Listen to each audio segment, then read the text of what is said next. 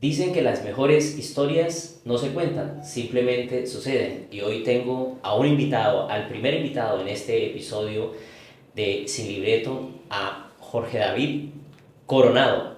Bienvenido, Jorge, y su historia nos ha cautivado tanto que hace más de un año que queríamos tenerlo en este espacio y se nos dio a tal punto de que hoy el episodio número uno es con usted. Bienvenido, Jorge David. Muchísimas gracias. Jorge David, ¿de dónde es usted? Yo soy originario de Venezuela. ¿Hace cuánto está en Villavicencio? Hace 5 años ya. Hace 5 años. Durante esos 5 años, ¿qué es lo más difícil que ha vivido en Colombia? Uy, el comenzar desde cero. El entender la diferente cultura. A que pesar que somos hermanos, pues se nos hizo un poco complicado el adaptarnos. El aprender como la cotidianidad del colombiano y familiarizarse en este país, empezar desde cero. En no saber cómo adaptarse a una cultura diferente a la nuestra, que tienen ciertas particularidades, pero que uno dice, ¿qué? ¿A dónde comienzo? ¿A dónde comienzo yo a buscarme aquí mi futuro que tanto necesito para comenzar a surgir, para comenzar a apoyar a mi familia de Venezuela? Que eso es... Llegaron aquí a Colombia, a Villavicencio, con su mamá. Sí, exactamente. ¿Y qué fue lo primero que hicieron en Villavicencio cuando eh, llegaron? Adaptarnos, comenzar a buscar arriendo. A mí me ofreció la oportunidad de quedarme acá con un amigo, un amigo que se ha venido primero para acá, había llegado primero acá, él me dijo, te abro las puertas de mi casa. Y me comuniqué con él y así pude que mi mamá y yo llegáramos acá. Ok, y logra llegar a Villavicencio y ¿qué es lo que lo impacta a usted a nivel de salud? Uf, pues comencé a trabajar, ¿En qué que laboraba? Yo trabajé de todo. Pero el último trabajo que fue antes de que tuviera el accidente era administrador de un puesto de comida dentro de un reconocido lugar de juegos. Y yo administraba. Era multitasking. Era mesero, lo administraba, era auxiliar de cocina. La verdad me implicaba en todo dentro de este local de comida. Pero ya tenía muchas secuelas y muchas raíces con el descuido de mi salud, porque me enfoqué tanto en trabajar, en hacer dinero, que me descuidé mucho en mi salud con respecto a mi alimentación, con respecto a lo esencial que a veces es tomar agua, que se ve tan insignificante y tan básico, pero eso no lo implementaba yo como persona, era muy descuidado con respecto a eso. Y como en el lugar donde vivían no teníamos cocina o acceso a cocina, estaba muy desbalanceado con cuanto a mi alimentación. A veces era bien irresponsable con mi desayuno, con mi almuerzo y con mi cena. Siempre En pensaba otras que palabras, no comía. no comía. Pensaba que los mecatos o cualquier comida rápida era comida y eso podría como que sustentar la comida básica, lo que realmente pues lo puede nutrir a uno. Y Y antes de suceder el accidente, ¿ya presentaba algún síntoma de salud que usted considerara que eso le estaba mejorando su condición? sí, más que todo como dolor de panza pero por el aguantar el hambre. A veces que es como un comienzo de gastritis. Entonces, mi papá, quien es, No, pues, no me diga eso porque a mí desde hace un año me comenzó como un dolor de estómago también. entonces pendiente con eso, porque uno lo ve muy significante, pero la verdad las cosas son muy importantes. Lo muy mínimo es muy importante, la verdad. Entonces cuando yo me di cuenta que ya tenía como que ese dolor ahí en la panza, yo decía, uy, sea por el hambre. Pero uno se limita tanto, se descuida tanto en ese aspecto que uno dice, la paso desapercibida, no pasa nada. Me tomo una gaseosa o me tomo cualquier comida rápida, ya una hamburguesa y amortiguo. Pero ahí hay pequeños déficits que uno tiene que ponerle alerta. Ok, ¿y en qué momento usted se da cuenta de su situación de salud que ya estaba complicada? Cuando un día común y corriente, que termino mi jornada laboral, yo regreso a mi casa, normal, un día cotidiano. Yo regreso a mi casa, me cuesta dormir, descanso. Durante la noche sentía como un pequeño malestar. No sé si era la temporada de lluvia, pero quizás dije, bueno, quizás sea algo de gripa que me vaya a atacar. Entonces, yo decía, bueno, me costó dormir, pero por la madrugada ya sentía como que ese dolor de gripe, como que me va a dar gripe, y me levanté Mi mamá justamente se fue a trabajar y no le había dicho nada, porque pensé que era algo leve, pensé que era algo de tomarme una pasta y ya se me iba a pasar. Pero no fue así. Ese mismo día me comencé a sentir súper mal por la mañana y le comenté a mi trabajo, a mi jefe, y le dije que no podía asistir, que me sentía muy mal. Entonces, como por inercia, dije, bueno, me voy a pegar un baño para ver si se me baja la fiebre, porque tenía fiebre. Pero eso lo que hizo fue como incrementar lo mal que estaba. Y me costé fue a dormir y me arropé. Me arropé y me costé a dormir y se me perdió la noción del tiempo. Cuando ya despierto, es que mi mamá va llegando del trabajo y le digo, mamá, me siento muy mal. ¿Será que me puedes comprar algo para la gripe? ¿Será que...? Entonces mi mamá sabe inyectar. Mi mamá sabe aplicar inyecciones. Ok. Y se compró un matrimonio. Un matrimonio. 2 pastas. Le vendieron a la droguería o 2 inyecciones. 2 inyecciones. Ok. Que se le dice como matrimonio, Sí, ¿no? sí, le dicen Matrimonio. matrimonio, sí. Y me lo aplicó. Entonces, a ratico comencé a sudar la fiebre y se me quitó todo. Y yo dije, "Oh, aliviado, no me va a pasar nada. Mañana continúo con mi trabajo ya, porque realmente yo detesto estar enfermo. ¿A quién no le gusta estar enfermo? A Sí, no, nadie. a nadie. A nadie. Entonces yo decía, bueno, ya pasó esa alarma, vamos mañana con todo. Entonces, esa misma noche me acosté a dormir porque no había dormido muy bien la noche anterior por sentir los síntomas ya de gripa. Y mamá también llegaba recansada de su trabajo y se acostó a dormir.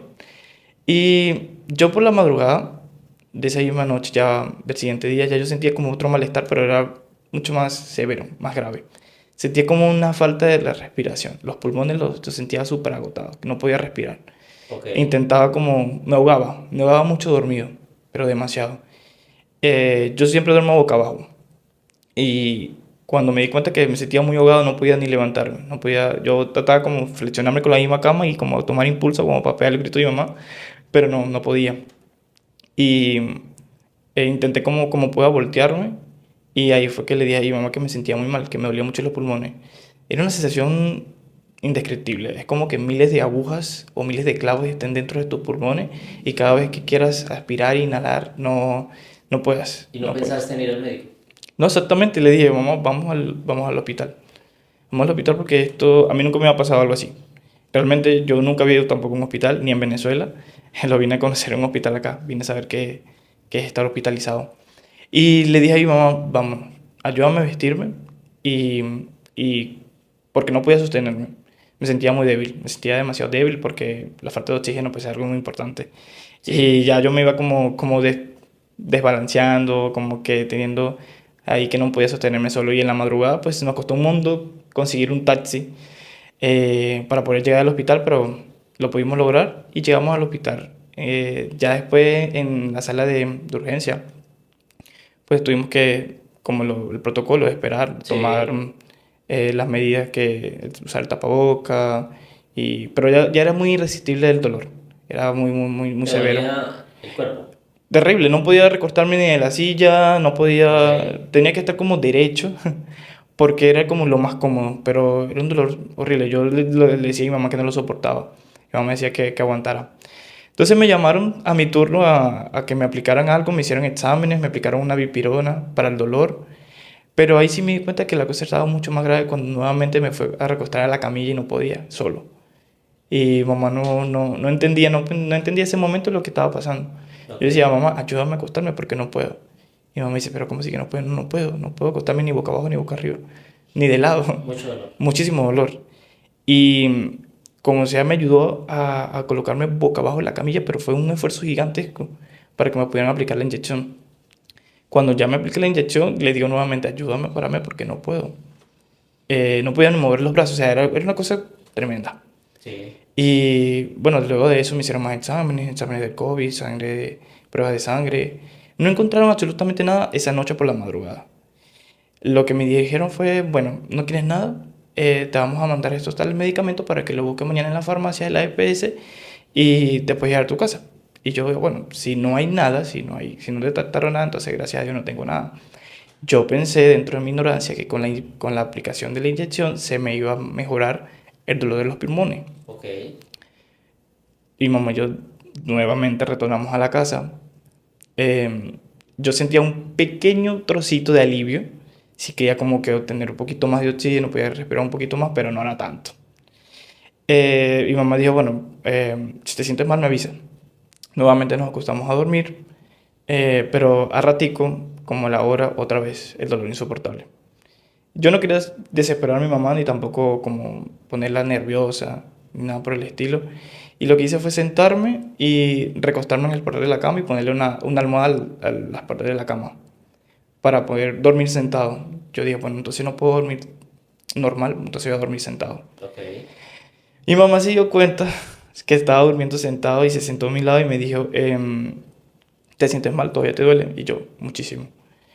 En Entonces me ese momento enteré, no sabía qué estaba pasando. no, para nada, o sea, ni una alusión. Eh, con mucho esfuerzo dije, bueno, voy a ir al baño. Eh, Comencé a rodarme, porque la cama es grande, donde vivía en ese entonces, y comencé a rodarme, a arrastrarme poquito a poco para poder llegar al borde de la cama y poder ir al baño. Cuando enciendo la luz del baño, bueno, cuando me voy a ver al espejo, que me voy a lavar las manos, alzo la cabeza y me comienzo a ver que la cara y veo como que, se yo pegué como que, ¿qué está pasando?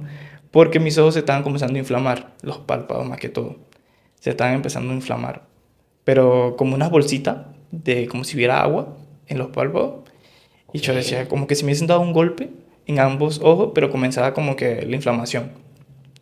Y yo veo y le pego el grito y mamá, mamá, me estoy inflamando. Entonces salgo del baño, ella enciende la luz del cuarto y ve, y obviamente mi mamá con la desesperación se quería poner a llorar. Y yo le dije, no, no, no, no es momento de que llore, ayúdame a vestirme. Pero ahí sí me sentía peor, ahí sí no podía, los mismos nervios, la misma desesperación porque no entendía lo que estaba pasando, me hizo En que... ese momento ya no veía claramente. No, sí veía, Sí sí, veía. aún sí veía, Ok, perfectamente, y, perfectamente. y se vistió y arranca nuevamente al Nuevamente hospital. el hospital, nuevamente el mismo proceso, salir a buscar un taxi, encontrar un Ok. taxi en la madrugada, pero ya ahí sí, ahí era como que el susto, más los dolores en los pulmones, ¿Qué pasa cuando y llega al hospital y lo ven de esa manera? no, me tocó esperar muchísimo. Ahí sí tuve que esperar muchísimo, pero ahí sí la cosa se fue poniendo aún peor, porque la inflamación de los ojos fue aumentando, a la tal magnitud de que literalmente los ojos se querían desprender. Era algo que no era fácil que las otras personas vieran. Yo me llevo unos lentes. Yo dije, bueno, no, yo me llevo unos lentes justamente como por lo mismo, por la inflamación de los ojos, porque ya se estaba notando y mucho, para que no se notara tanto. Pero ya era abrupta la inflamación, tanto que ya el párpado y debajo del párpado ya se estaban como saliendo, ya se quería como que se brotaban. Era una cosa indescriptible, la gente me decía Ok. como que si parecía un extraterrestre. ¿Qué le dicen el médico, la doctora? ¿Qué Cuando le me dicen? pudieron ingresar, ya después de unas cuantas horas, porque literalmente esperé como unas 3 horas que me pudieran ingresar, porque era, obviamente era de hospitalización.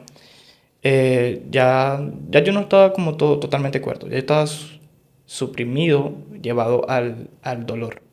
Ya yo le decía a mi mamá, llévame a la casa que yo me quiero acostar.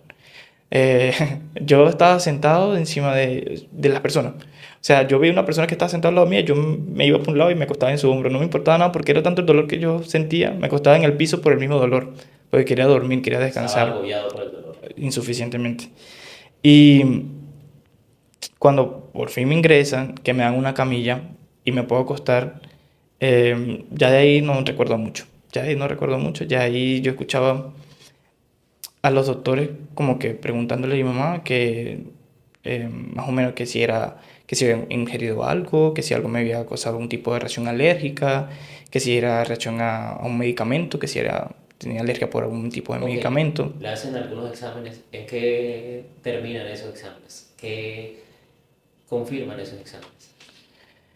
Bueno, después de tanto, después de que me haya ingresado a piso, porque literalmente fue, la batalla fue de 3 meses y 15 días que estuve hospitalizado.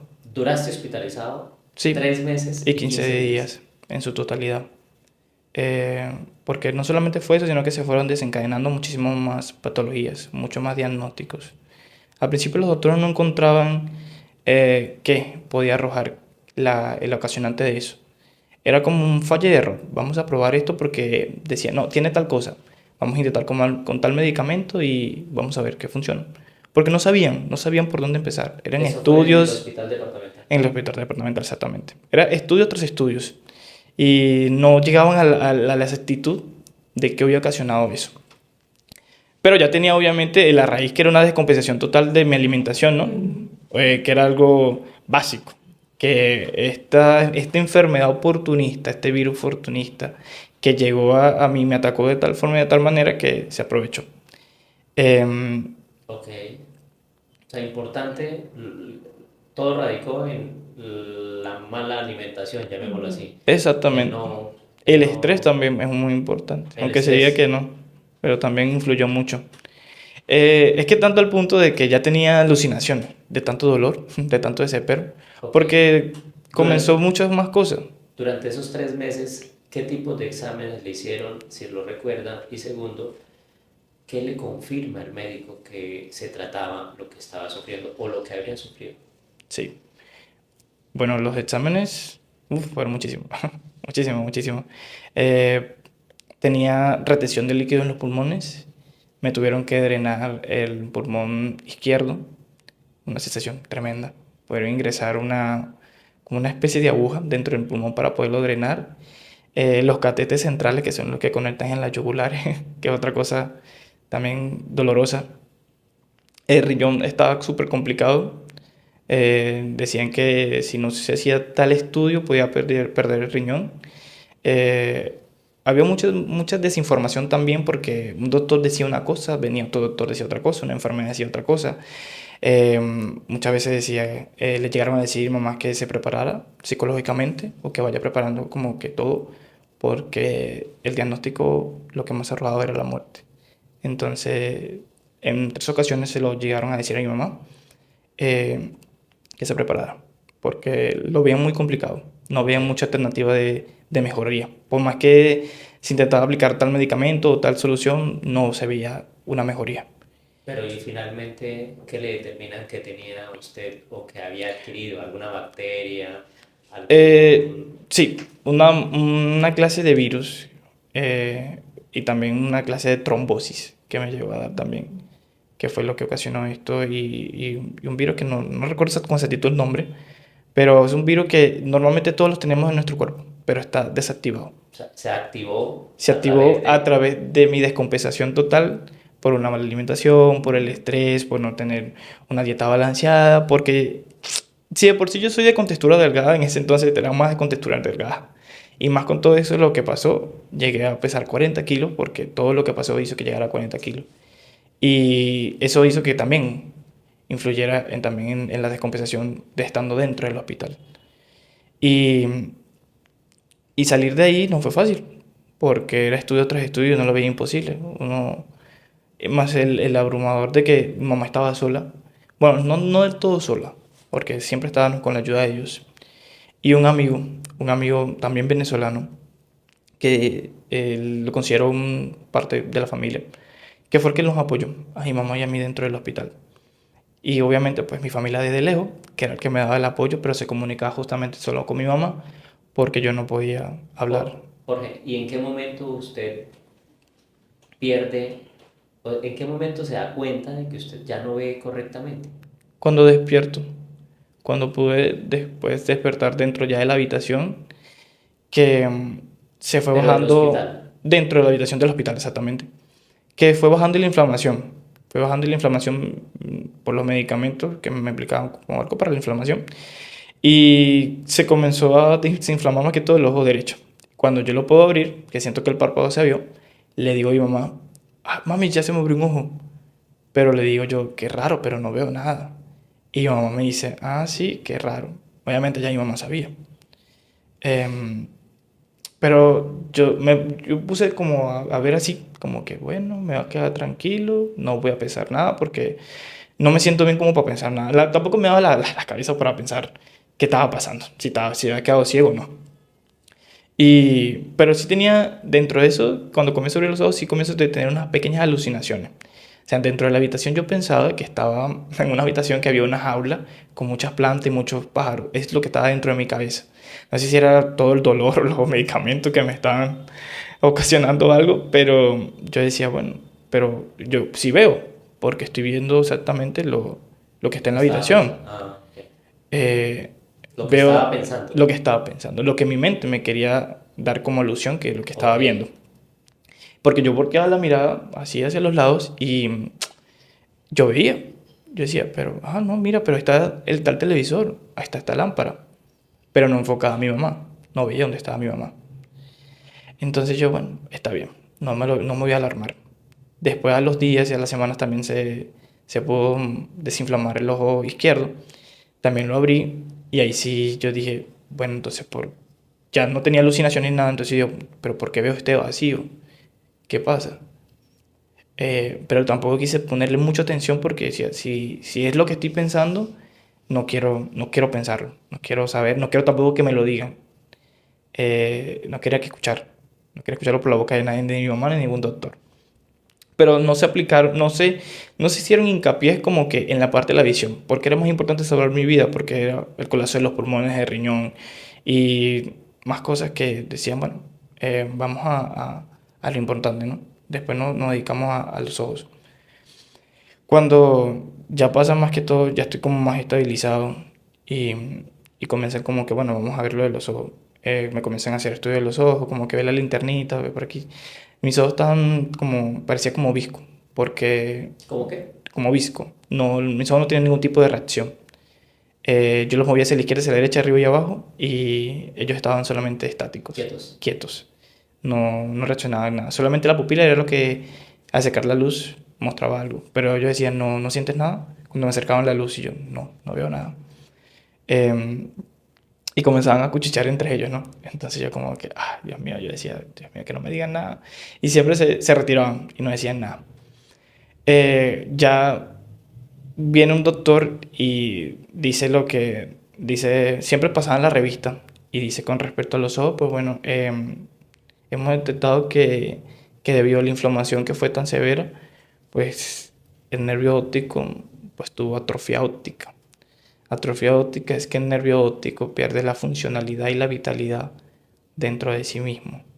El nervio óptico es aquel conducto, o por así decirlo de manera más coloquial, como un cablecito que conecta los ojos al Sí. cerebro. Solamente, el cerebro es el que recibe, el cerebro es el que ve.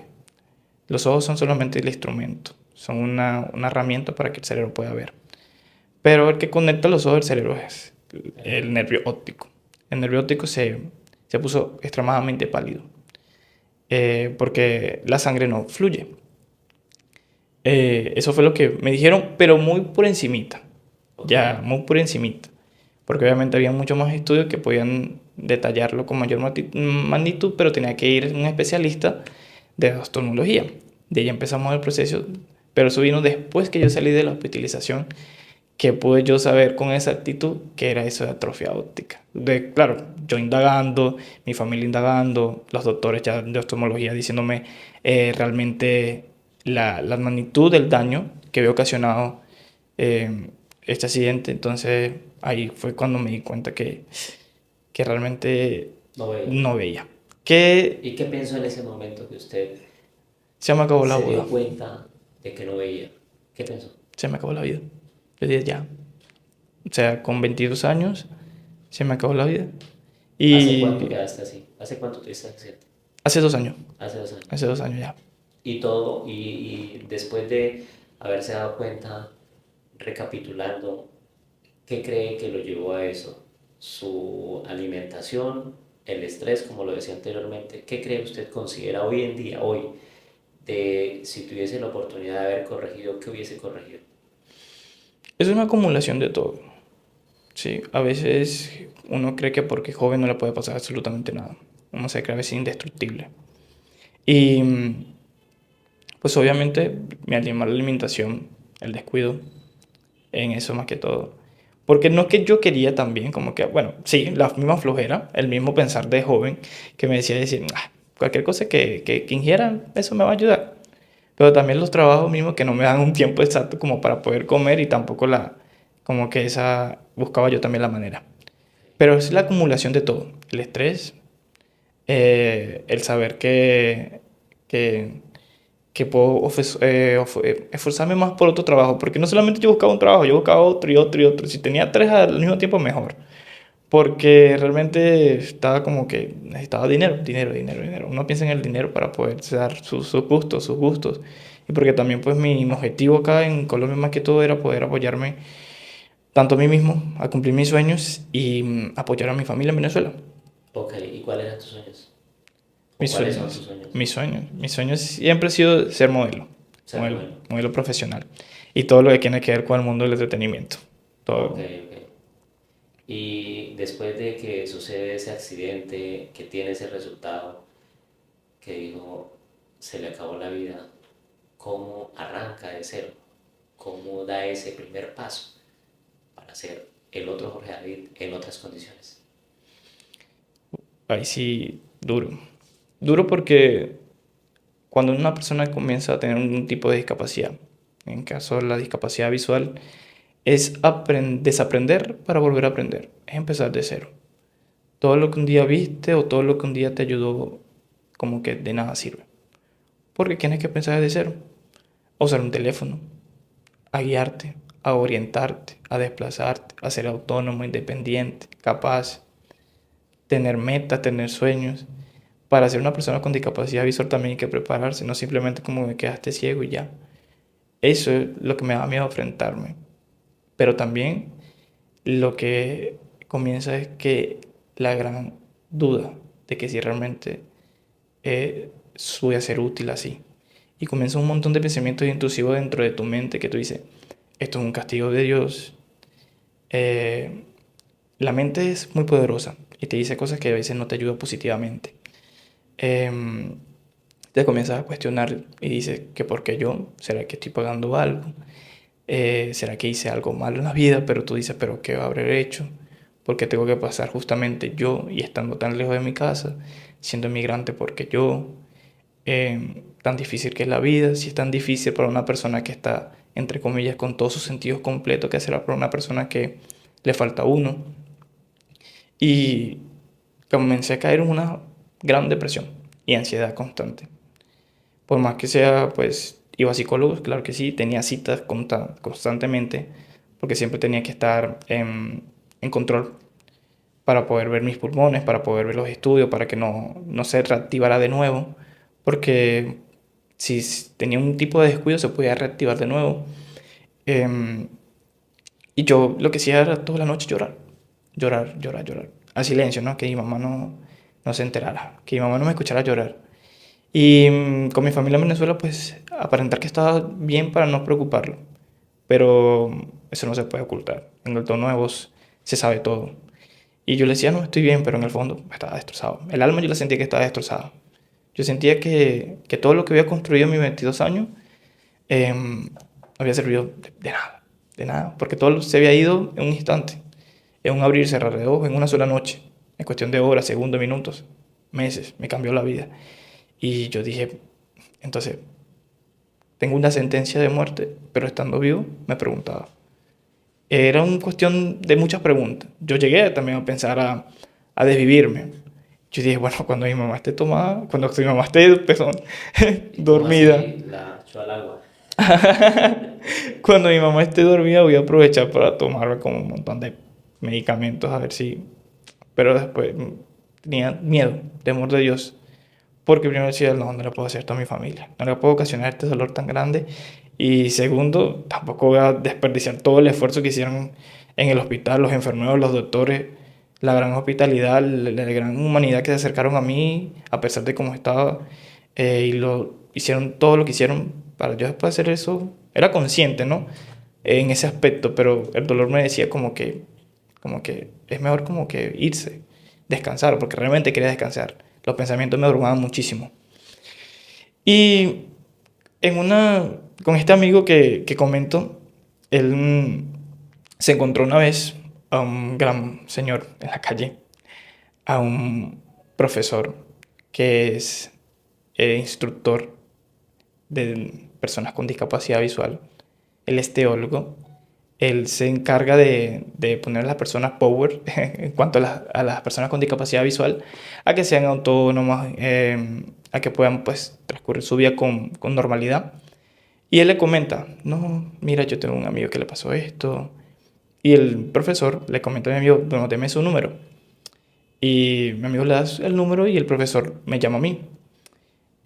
Cuando yo escucho la primera llamada, yo me dice, no, mire, soy fulanito de tal, yo hago esto, esto y esto y esto. Y yo, pero él lo decía con tanto entusiasmo. Entonces yo sentado y me tomaba mi tiempo y yo analizaba, pero con miedo, porque yo decía, bueno, está bien lo que me está ofreciendo, que es comenzar a una rehabilitación, pero ¿cómo empiezo? O sea, yo tengo miedo. Yo no, yo no aceptaba que estaba ciego. Yo decía, no, yo no estoy ciego.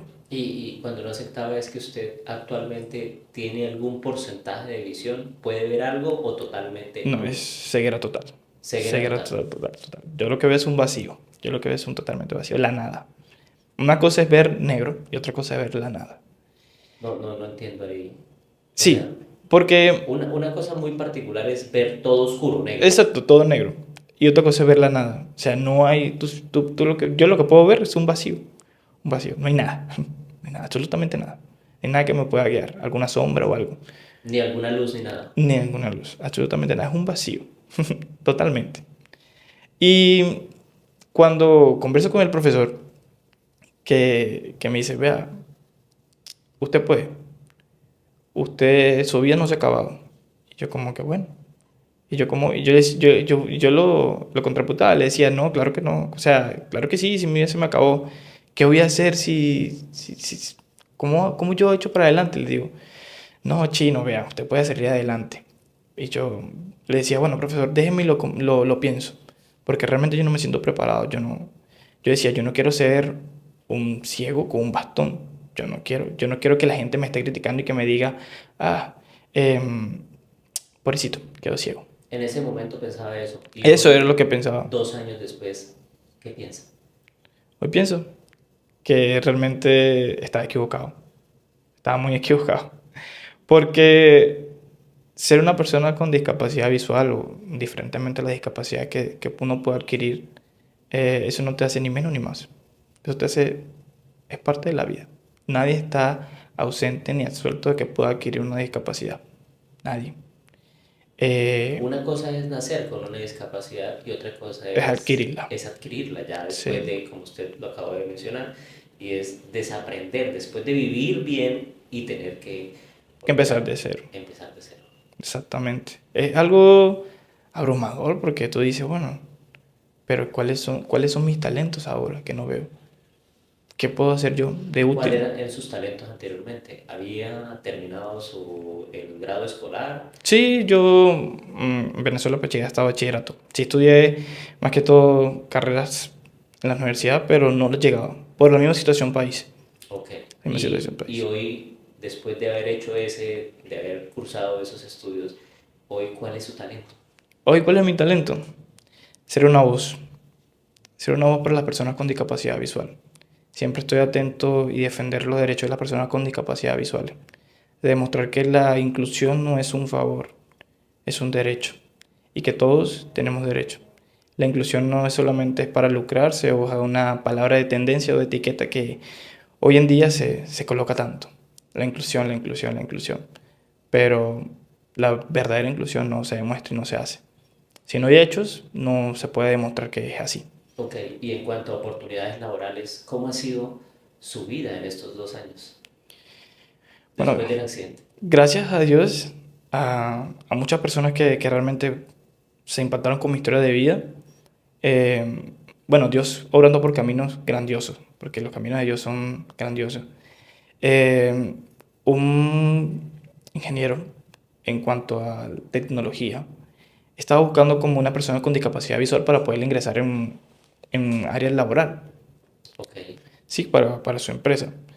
Y por recomendación, por voz, le dijeron, bueno, te tengo el indicado, que justamente era yo. Cuando a mí me comunicaron eso, yo no lo puedo creer, pero yo decía, pero ¿qué voy a hacer yo con cuanto a tecnología? Si de tecnología no sé nada y ahora mucho menos ciego. Ok, una cosa es ver y otra cosa es no verlo.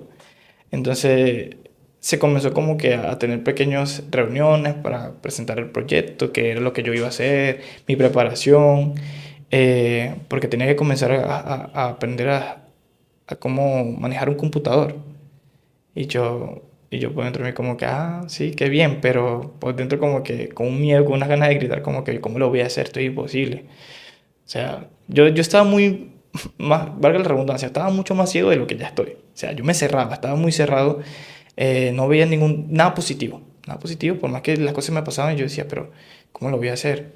Pero si no me arriesgo, no gano. Entonces me brindaron esta gran oportunidad de comenzar como desde cero a entender y a comprender un computador por medio de tecnologías de asistencias que desconocías totalmente.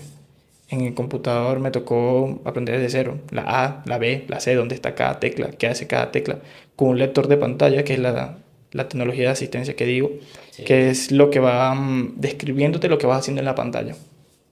Todo uno lo hace por medio de, pues, de la audición, con unos audífonos y uno va mm, Sí, como es un lenguaje creado para personas con ese tipo de exactamente, igual discapacidad. que hay para los teléfonos, Es correcto. es algo, son herramientas que nos ayudan a facilitarnos en nuestro nuevo estilo de vida, porque esto es un estilo de vida, esto no es algo diferente, esto no es algo fuera del mundo, esto es un estilo de vida. Las personas que viven con una discapacidad es un estilo de vida. Ok. Y entonces se vincula, logra aceptar ese reto, inicia desde cero y actualmente está, sí, continúa laborando. Sí, actualmente soy asesor en accesibilidad web. No, sí, yo muy agradecido con esa oportunidad porque la verdad, que sea yo, porque no solamente fui yo, también fueron como, fuimos seleccionados un grupito, pero el que más destacó fui yo Ok. por mi desempeño. Y en cuanto al modelaje, En cuanto a modelaje, bueno, esa es otra gran historia, porque ahí sí, eso es lo que me apasiona, eso es eso es lo realmente que te lo que a mí apasiona. me mueve. ¿Sabes? Que cuando uno tiene un sueño, por más que sea así sea uno hasta gratis, lo hace. Y ya ha hecho pasarela. Sí, claro que sí. Actualmente soy modelo, el primer modelo con discapacidad visual en la ciudad de Villavicencio, eh, que para mí es algo grandioso porque eso nunca se había visto antes. Yo dije, bueno, voy a utilizar esto como una plataforma. Si hay muchas cosas que se utilizan como plataforma, yo voy a utilizar mi discapacidad como una plataforma. Esto a mí no me va a poner como de víctima, a todo lo contrario. Yo voy a demostrar que es de qué estoy hecho. Y realmente si voy a estar en una pasarela, pues lo voy a hacer. Pero tenía mis dudas. Pero cómo voy a estar en una pasarela si estoy ciego? ¿Cómo voy a caminar yo solo? ¿Cómo voy a implementar yo esa idea? Porque hay muchos choques, porque también una cosa es que yo tome la iniciativa y otra cosa es que me den la oportunidad en el mundo del modelaje. Como que, ok, va a ir una persona con discapacidad visual, pero ¿cómo lo va a hacer solo? ¿Cómo va a modelar solo? ¿Cómo va a saber dónde está el espacio? Pero yo con mi mamá y yo mismo solo dentro de mi habitación, dentro de algún espacio, decía, bueno, comienzo a practicar, cuento los pasos, a ver si voy derecho, a ver si me tuerzo. Em, y poco a poco fui como que asumiendo ese reto, porque es un gran reto, porque eso es exponerse en un mundo donde pues no está como que muy bien visto que una persona con discapacidad visual llegue ahí, porque por el mismo tema de la inclusión. Se fomenta mucho la inclusión, pero Ok. no la catan, sí, no la hacen, no se atreven, que se queda en un esquema, en ese paradigma, como que vamos a buscar lo mismo de siempre y no se atreven Correcto. a más. Después de haber llegado a Villavicencio con unos sueños que venían de su país, querer hacer, dijo usted, quería trabajar, tener, darse sus gustos, lograr muchas cosas materiales quizás. Sí. Hoy en día, ¿cómo los ve después del accidente? Bueno, lo que no pude hacer viendo lo hago ahora, cumplir mis sueños. Ahora trabajando, pues, gracias a Dios, ya no estamos en esa situación de que vamos a comer o que cómo vamos a pagar la luz, el arriendo, los servicios, cómo vamos a hacer para vestirnos, porque solamente eran mi mamá y yo contra el mundo, porque por obvias razones ella tuvo que dejar de trabajar y yo también. Y ahora que tengo trabajo, ahora que gracias a Dios, pues no que sea millonario, haga maromas y grandes cosas, pero es sustentable para la vida. Y apoyo lo suficientemente con mi mamá en la casa, con lo que puedo. A veces digo, bueno, yo voy costeo tal cosa o voy pago tal cosa. Y cuando puedo también mando a mi familia en Venezuela, porque eso era parte de por qué me había venido para acá. Porque yo tengo una hermana que ya está estudiando medicina, ya está a punto de que entra a sexto año de medicina. Comienza el quinto año, pero ya va por mitad de camino. Y yo decía, bueno, mi hermana es mi todo. Y yo decía, pues yo voy a ir a Colombia, me voy a esforzar mucho, porque yo te voy a dar a ti lo que yo nunca tuve cuando estuve de tu edad. Muchas carencias por falta de la situación del país, que decía que las limitaciones económicas eran muy grandes. Y yo, bueno, voy a ir para allá para eso. Pero con todo lo que traspasó en camino, pues pequeñas cosas se fueron detuviendo. Pero eso no me quitó la idea de que algún día voy a obtener algo. Yo tenía mucha fe en lo que podría pasar. Tenía dudas, sí, claro, bastante. Porque yo decía, si Dios es bueno, ¿por qué me permite que pase esto? Pero son las típicas dudas que a veces pueden introducirse en tu cabeza y tú dices, bueno, que te puede quitar como la fe, pero la fe tiene que ser intacta. Es, Y es ahí cuando yo dije, bueno, Dios, si tú me pusiste en esta posición, si yo estoy acá y si este es tu propósito de que yo tenga una discapacidad visual, de que haya quedado ciego, por algo será. No lo entiendo, porque siempre se lo he dicho, no lo entiendo el por qué. En ese entonces me lo decía.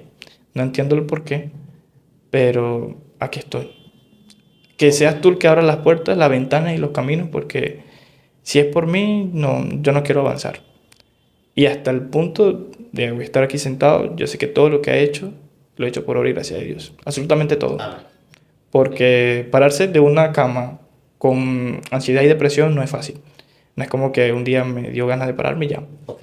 Y ya buscando cerrar, ¿qué mensaje le da a esos jóvenes, a esas personas que hoy en día tienen una discapacidad? Y no hablemos de discapacidad física, de pronto, de, un, de una mano, un pie, una parte del cuerpo, sino más bien de los que, aún teniéndolo todo, no pueden o se enfrascan en una situación y no avanzan, no salen adelante.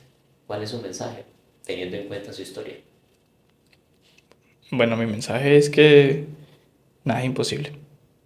Absolutamente nada. Que si no creen en sí mismos, nadie va a creer en ellos. Lo primordial es creer en uno mismo.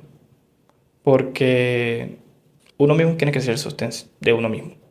Uno mismo tiene que hacer su aliento, tiene que decirse, vamos que yo puedo.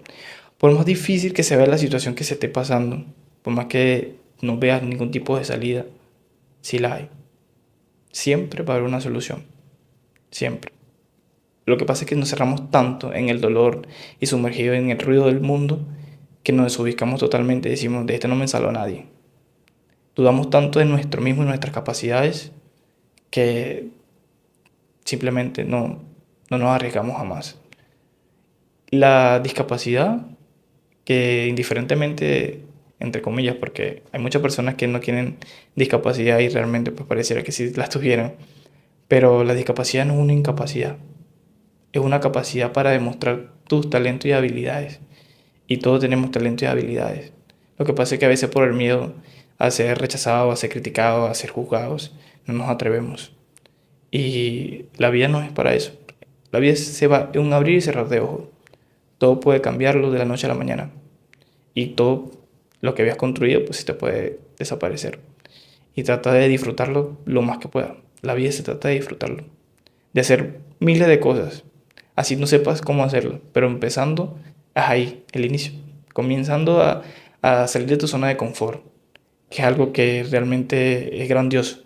Porque cuando uno se atreve, pues uno dice, si puedo con esto, puedo con otras cosas. Listo. Jorge, eh, no sé si nos queda algo pendiente, pero creo que sus historias nos dan una lección de vida, su historia nos da una lección de vida que va mucho más allá de cualquier voluntad física. Eh, Gracias por compartirnos esa lección. Nos queda debiendo el nombre de la enfermedad, no sé si su mamá se acuerde. Creo que menos. El nombre de la enfermedad. Yo siempre soy más atento a lo que aconteció. Mi mamá sí, ahí sí no. Es que son tantas cosas Ok. porque yo tengo una No, Biblia no, de quería tener puntualidad en el dato de lo que se le desarrolló, sí, ¿sí? Porque, porque sí, lo que usted dice, a veces son bacterias que tienen muy oculta, entonces por Mm. alguna situación lo que hace es como comer parte del órgano Los y, sistemas. sí, y eso lleva a un final como este, pero pues si no tenemos el nombre no hay problema. Más allá, como le decía, creo que su historia pues nos deja impactados porque es la forma, es la vitalidad que se le ve a usted, es la energía que tiene. Y segundo, usted dijo, mis sueños los estoy cumpliendo ahora que no veo como cuando tenía la posibilidad de Ay, ver. Dios mío. Ay, qué pena. Tranquilo. Entonces, Felipe. Jorge, no sé si nos queda algo pendiente, pero igual queríamos agradecerte de Sin Libreto. Aquí hablamos sin guiones y esperamos que esta historia pueda servir de bastión, de apoyo emocional para otras personas.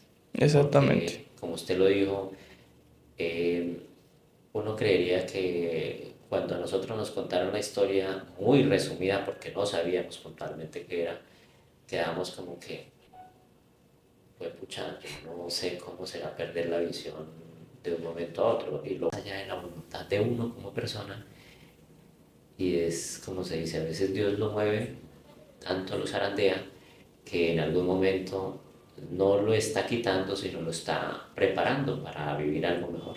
Exactamente. Ahí sí, nuevamente traigo a colisión lo que comentas de que es ahorita. He hecho mucho más no viendo que viendo. Realmente, para mí es muy importante ser un vocero, en portar mi voz, eh, alcanzar a lugares donde no siempre se pueden ver que las personas con discapacidad visual o cualquier tipo de discapacidad pueden hacer presencia. Yo creo que el mundo ha cambiado, ha evolucionado muchísimo y para mí lo más importante es darle visualización a las personas con discapacidad en general, porque somos unas personas luchadoras que realmente lo que queremos es oportunidades, eh, demostrar, porque las personas con discapacidad a veces tenemos que demostrar el doble, el triple de que tenemos discapacidad y que, hey, tómanos en cuenta. Porque simplemente a veces cuando las personas nos topan en la calle, nos conocen, simplemente lo ven como que el individuo que tiene discapacidad visual. No ven mucho más allá de eso, no ven el trasfondo de eso, no ven que son una persona, que tienen vida, que tienen sueños, de que tienen familia. Y simplemente lo ven como que con lástima. Como que, y si se acercan a la persona para ofrecerle algún tipo de ayuda, lo ven con lástima, como que, ay, cieguito, ¿será que te puedo ayudar? Con diminutivos, siempre con pequeños diminutivos que hace que la persona con discapacidad visual o en su caso con cualquier tipo de discapacidad se sienta por de bajada, por de menor. Y, Dios mío, Tranquilo. Bueno, puntualmente por habernos acompañado. muchísimas gracias. Esto espero que, como lo dijo usted, sirva realmente de un apoyo emocional, de un apoyo, de una voz a muchas personas que si no lo pueden ver, lo escuchen y que lo puedan conocer desde Exacto. lo más interior, que es el corazón. Así es. Muchas gracias. Gracias a usted.